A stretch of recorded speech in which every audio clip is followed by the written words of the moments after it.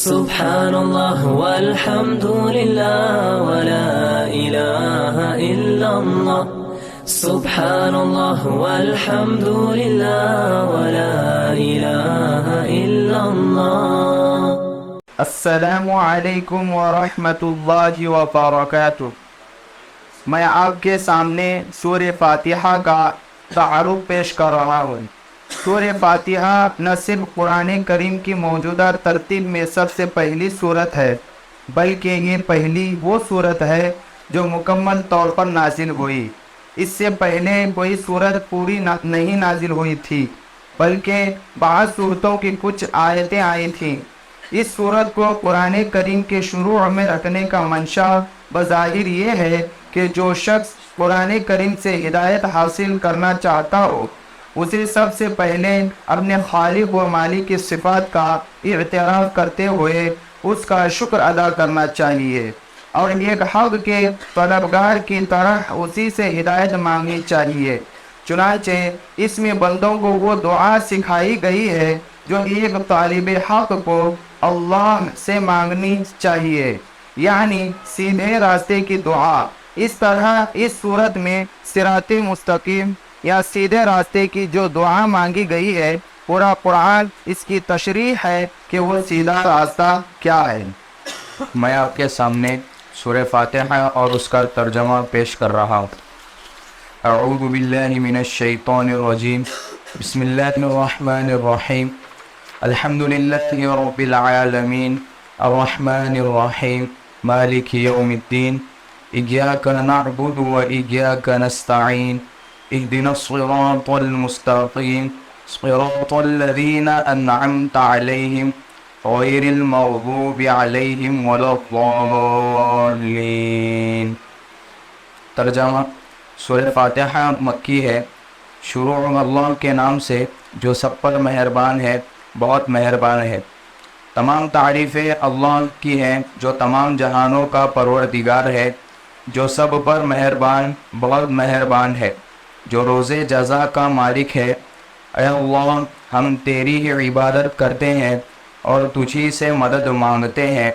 ہمیں سیدھے راستے کی ہدایت عطا فرما، ان لوگوں کے راستے کی جن پر تو نے انعام کیا ہے، نہ کہ ان لوگوں کے راستے کی جن پر غضب نازل ہوا ہے، اور نہ ان کے راستے کی جو بھٹکے ہوئے ہیں۔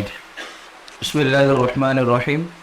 میں آپ حضرات کے سامنے سورہ فاتحہ کی مختصر تفسیر بیان کر رہا ہوں۔ شروع کی دو آیتیں الحمدللہ رب العالمین الرحمن الرحیم کی تفسیر یہ ہے۔ عربی کے قاعدے سے الرحمن کے معنی ہے وہ ذات جس کی رحمت بہت وسیع ہو، یعنی اس رحمت کا فائدہ سب کو پہنچتا ہو، اور رحیم کے معنی ہے وہ ذات جس کی رحمت بہت زیادہ ہو، یعنی جس پر وہ مکمل طور پر ہو۔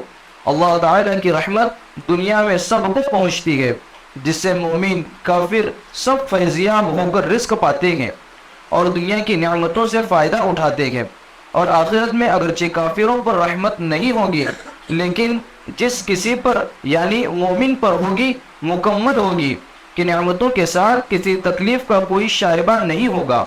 رحمان اور رحیم کے معنی میں جو یہ فرق ہے، اس کو ظاہر کرنے کے لیے رحمان کا ترجمہ سب پر مہربان اور رحیم کا ترجمہ بہت مہربان کیا گیا ہے۔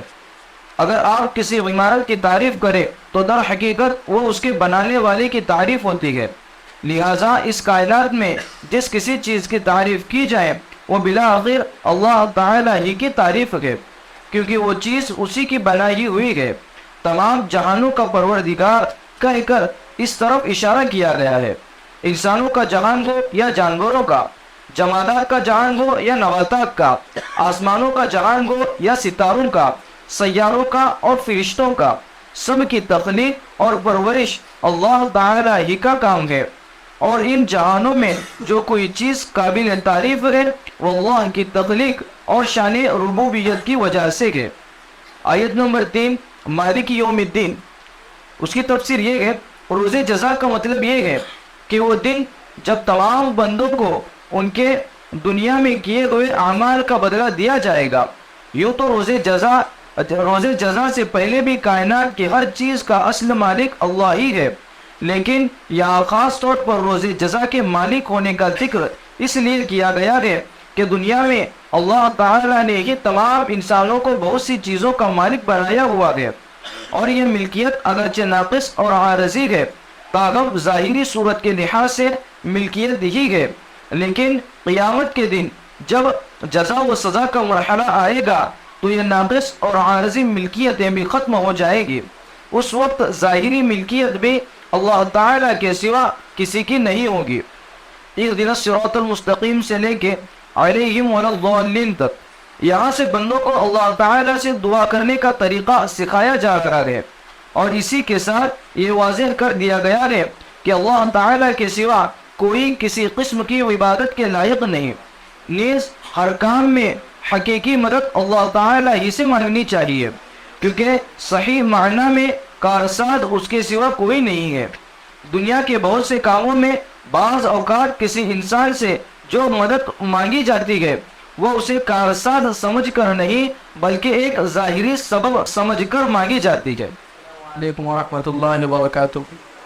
میں آپ کے سامنے سورہ یونس کا تعارف پیش کر رہا ہوں۔ یہ سورہ مکہ مکرمہ میں نازل ہوئی تھی، البتہ بعض مفسرین نے اس کی 3 آیتوں آیت نمبر 94 اور 95 کے بارے میں یہ خیال ظاہر کیا ہے کہ وہ مدینہ منورہ میں نازل ہوئی تھی، لیکن اس کا کوئی یقینی ثبوت موجود نہیں ہے۔ سورت کا نام حضرت یونس علیہ السلام کے نام پر رکھا گیا ہے، جن کا حوالہ آیت نمبر 98 میں آیا ہے۔ مکہ مکرمہ میں سب سے اہم مسئلہ اسلام کے بنیادی عقائد کو ثابت کرنا تھا، اس لیے اکثر مکی صورتوں میں بنیادی زور توحید، رسالت اور آخرت کے مضامین پر دیا گیا ہے۔ اس صورت کے بھی مرکزی موضوعات یہی ہیں۔ اس کے ساتھ اسلام پر مشرکین عرب کے اعتراضات کے جواب دیے گئے ہیں، اور ان کے غلط طرز عمل کی مذمت کی گئی ہے، اور انہیں تنبیہ کی گئی ہے کہ اگر انہوں نے اپنی ضد جاری رکھی تو دنیا اور آخرت دونوں میں ان پر اللہ تعالیٰ کی طرف سے عذاب آ سکتا ہے۔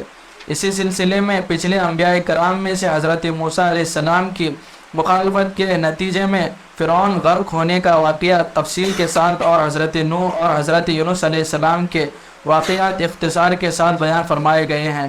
ان میں کافروں کے لیے یہ سبق ہے کہ انہوں نے پیغمبر کی مخالفت میں جو رویہ اختیار کیا ہے ان کے نتیجے میں ان کا انجام بھی ایسا ہی ہو سکتا ہے، اور حضرت صلی اللہ علیہ وسلم اور مسلمانوں کے لیے تسلی کا سامان بھی ہے کہ ان ساری مخالفتوں کے باوجود کہ آخری انجام انشاءاللہ انہی کے حق میں ہوگا۔ السلام علیکم ورحمۃ اللہ وبرکاتہ۔ میں آپ کے سامنے سورہ یونس اور اس کا ترجمہ پیش کر رہا ہوں۔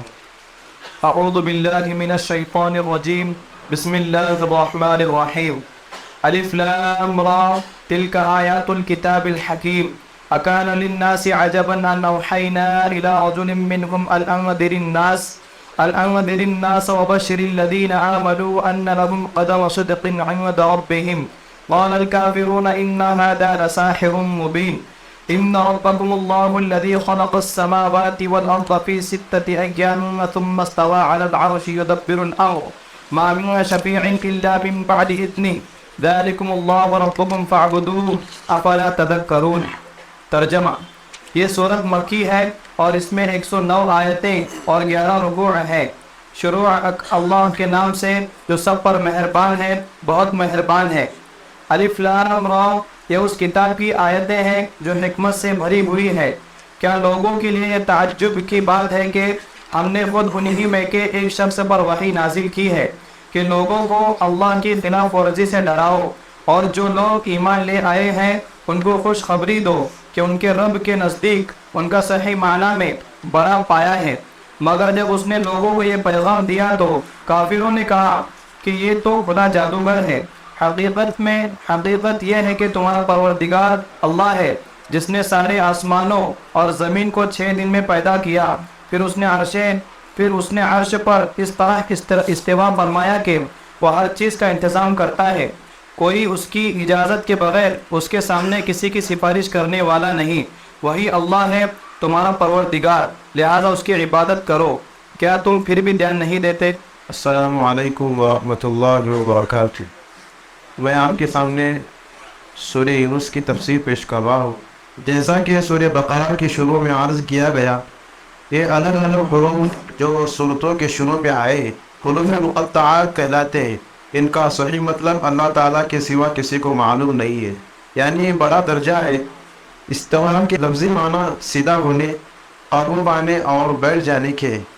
اللہ تعالیٰ مخلوقات کی طرح نہیں ہے، اس لیے ان کا استوا بھی مخلوقات جیسا نہیں. اس کی ٹھیک ٹھیک کیفیت اللہ تعالیٰ کے سوا کوئی نہیں جانتا. اس لیے ہم نے اس لفظ کا اردو میں ترجمہ کرنے کے بجائے اسی لفظ کو برقرار رکھا ہے، کیونکہ ہمارے لیے اتنا ایمان رکھنا کافی ہے کہ اللہ تعالیٰ نے عرش پر اس طرح استوا فرمایا ہے جو ان کی شان کے لائق ہے. اس لیے زیادہ کسی بحث میں پڑھنے کی نہ ضرورت ہے، نہ ہمارے محدود عقل اس کا احاطہ کر سکتی ہے.